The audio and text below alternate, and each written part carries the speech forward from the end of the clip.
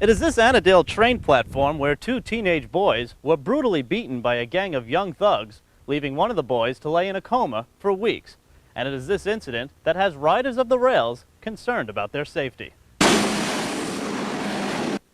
I'm scared because there's no protection. There's nobody here. It's too isolated. In the day, it's just pretty much like everywhere else you are, but at night it's a little bit like, there's always a lot of kids over here, so it's like, you shouldn't be by yourself, like anywhere you go, because you never know what can happen to you. We decided to ride the rails to see just how safe or unsafe the trains and their stations are.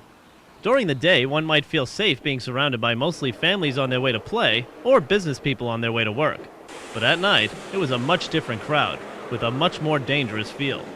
While at the Eltingville station, we came across hordes of unruly teens, some drinking alcohol, blocking both the entrances and exits to the station, which were dimly lit. The platforms, which have no emergency phones, or even pay phones for that matter, are located high above or deep below the streets.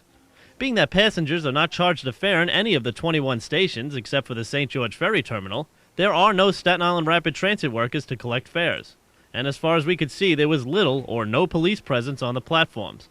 All of this leaving one to feel isolated and on their own if they were to get into any type of trouble.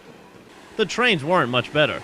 With no SIRT employees in sight, crowds of drunken partygoers were free to drink open bottles of alcohol and make a general nuisance of themselves with no fears of getting in trouble.